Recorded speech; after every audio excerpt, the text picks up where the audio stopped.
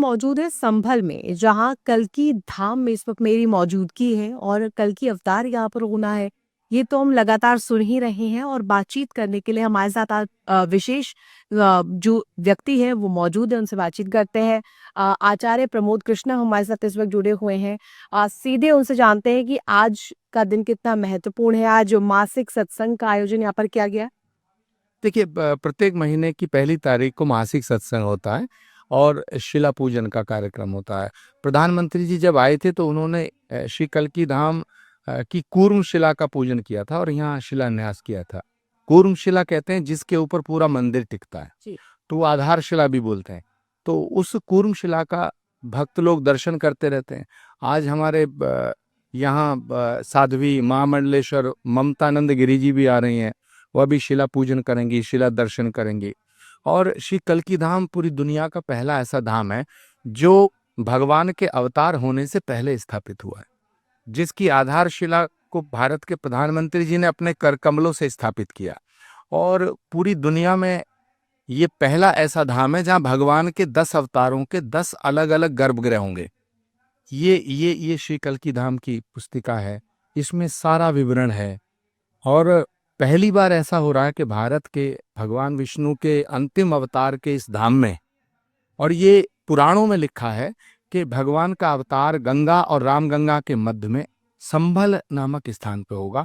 संभल ग्राम मुखस्य ब्राह्मणस्य महात्मना भवने विष्णु यशस्य कल्कि प्रादुर्भविष्यति, ये श्रीमद् भागवत में लिखा हुआ है।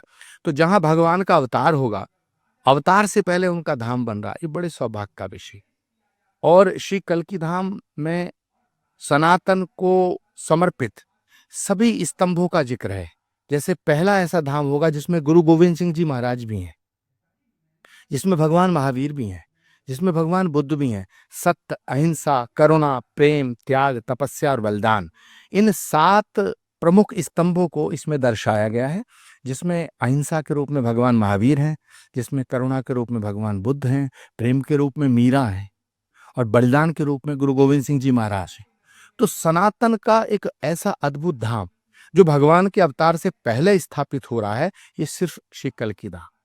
जी, बहुत खूबसूरती से आपने समझाया। इसके साथ-साथ मैं आपसे ये जानना चाहूँगी, क्योंकि हम बीते दिनों जिस तरीके से महाराज जी देख रहे हैं कि संभल में लगातार जीर्णोद्धार संभल का हो रहा है। कहीं अलग-अलग रूप में भगवान प्रकट हो रहे हैं, कहीं बजरंगबली के रूप में मिल रहे हैं, कहीं अन्य रूपों में मिल रहे हैं।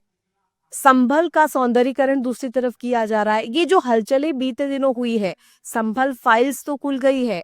अब आगे आप क्या मान रहे होने वाला है? देखिए, संभल एक पौराणिक स्थान है क्योंकि इसका जिक्र पुराणों में है। थोड़ी सी भ्रांति चल रही है। पुराणों में स्पष्ट लिखा है, लोग सोचते हैं जैसे आचार्य प्रमोद कृष्णम कह रहे हैं तो इसको मान लिया जाए, कुछ कहते हैं साम नहीं मान ली जाए। ये मैं नहीं कह रहा हूं, ये पुराण कह रहा है। हजारों साल पहले ये लिखा हुआ है कि भगवान का कल्कि अवतार, यानी भगवान राम ही कृष्ण बन के आए। भगवान कृष्ण एक बार धरती पर पुनः आएंगे, वो कल्कि अवतार के रूप में आएंगे और यहीं आएंगे, ये पुराण में लिखा है। अब इस पौराणिक स्थान को तहस नहस करने के लिए बाबर ने 1526 से 1529 के बीच में यहाँ के मंदिरों को तोड़ा, यहाँ के तीर्थों को तोड़ा। तो जो तीर्थ तोड़े गए, जो मंदिर तोड़े गए, वही धरती की खुदाई में निकल रहे हैं। इस पे विवाद है, लेकिन फैसला कोर्ट करेगा, और फैसला जब कोर्ट करेगा तो कोर्ट का फैसला सबको मान्य होगा। अब हमारी आस्था है कि भगवान यहाँ अवतार लेंगे और हम यहाँ संकीर्तन कर रहे हैं, पुकार रहे हैं, जय कल्कि जय जगतपते पद्मापत जय रमापते। जब भगवान कल्कि के रूप में यहाँ आएंगे तो माँ वैष्णो देवी पत्थर से नारी के रूप में प्रकट होकर उनका वर्ण करेंगी। ये जब एक रामानंद सागर जी का सीरियल आया था रामायण, उसमें भगवान राम ने वैष्णवी को वचन दिया है, और ये हमारी वैष्णो देवी की कथाओं में है, श्री कल्कि की कथा में है। तो ये बहुत पुण्य का स्थान है और लोग आते हैं, दर्शन करते हैं। आप भी आ जाई हैं।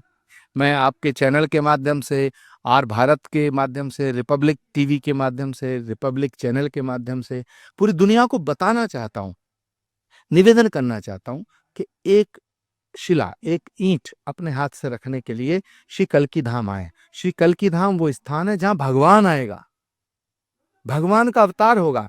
जब राम अयोध्या में आए तो हम थे नहीं थे हमें नहीं पता, जब कृष्ण मथुरा में आए तो हम थे या नहीं थे हमें नहीं पता, थे भी तो किस रूप में थे, लेकिन हमें यह पता है कि यहाँ भगवान आएगा।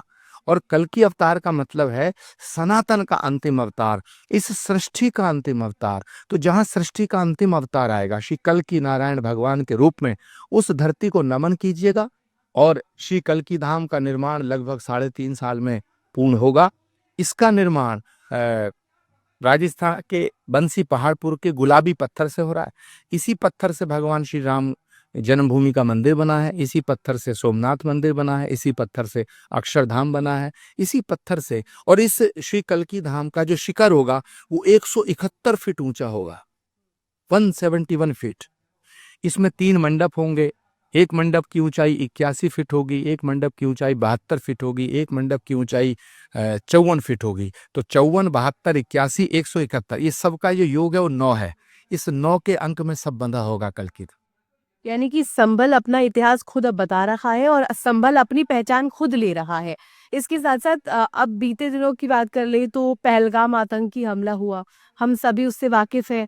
किस तरीके से नृशंस हत्या की गई लोगों की घुसकर, और एक ऐसी जगह पर जहाँ पर लोग घूमने फिरने जाया करते हैं। उसके बाद भारत और पाकिस्तान के बीच जिस तरीके से हमने तनातनी देखी, उस बीच कई लोग जो राजनीतिक रोटियां सेक रहे थे, उनके लिए क्या कहना चाहेंगे आप? देखिए, पहलगांव का जो हमला है वो बहुत ही घोर अपराध है। निहत्थे लोगों को जिस तरह मारा गया, और धर्म पूछ के मारा गया कि तुम हिंदू हो तो तुम्हें गोली मारते हैं। लेकिन उसका जो बदला लिया गया है, उसके बदले में जो पाकिस्तान को मुंह तोड़ जवाब दिया है, उसके लिए मैं प्रधानमंत्री नरेंद्र मोदी जी की सराहना करना चाहता हूँ। और ऑपरेशन सिंदूर, इसका जो नाम रखा, ये इतना संवेदनशील है। सिंदूर विषय इतना संवेदनशील है, इतना, ये शब्द इतना संवेदनशील है कि इसकी भारत की बेटियों के मांग के सिंदूर को उजाड़ने का काम जो आतंकवादियों ने किया, तो भारत के प्रधानमंत्री जी ने ऑपरेशन सिंदूर इसका नाम रख के ये बता दिया है सिंदूर की शक्ति क्या है, सिंदूर का शौर्य क्या है, सिंदूर का सम्मान क्या है, सिंदूर का रंग क्या है। ये पाकिस्तान को समझ में आ गया और पूरी दुनिया को समझ में आ गया, लेकिन अफसोस भारत के विपक्ष को समझ में नहीं। भारत के विपक्ष को समझ आ नहीं रहा है, समझ आ जाना चाहिए, ये बहुत बड़ी व्यथा है। हालांकि इसके अलावा आपसे मैं जानना चाहूंगी, क्योंकि कहा जाता है कि ऑपरेशन सिंदूर के तहत ये कहा गया था कि पहले कलमा पढ़िए, अगर कलमा आप नहीं पढ़ पाते हैं तो आपको मार दिया जाएगा। वैसा ही कुछ पहलगाम में हमने देखा, कलमा जो नहीं पढ़ पाए उन्हें मारा गया। प्रधानमंत्री नरेंद्र मोदी को कहा गया कि आप जाके मोदी जी को बता दो, तो मोदी जी ने अब मुंह तोड़ जो जवाब दिया है, इस पर क्या कहें?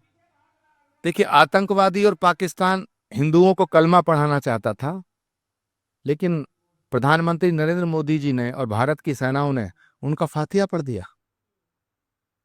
और ये जो विपक्ष के नेता हैं, ये अपना मानसिक संतुलन खो चुके हैं। कांग्रेस पार्टी के नेता हैं राहुल गांधी, खड़गे जी, ये भारत के ना सेना का सम्मान करते हैं, ना भारत की संविधान का सम्मान करते हैं, ना भारत के शौर्य का सम्मान करते हैं। सबूत लगातार मांगे, ये रोज सबूत मांगते हैं।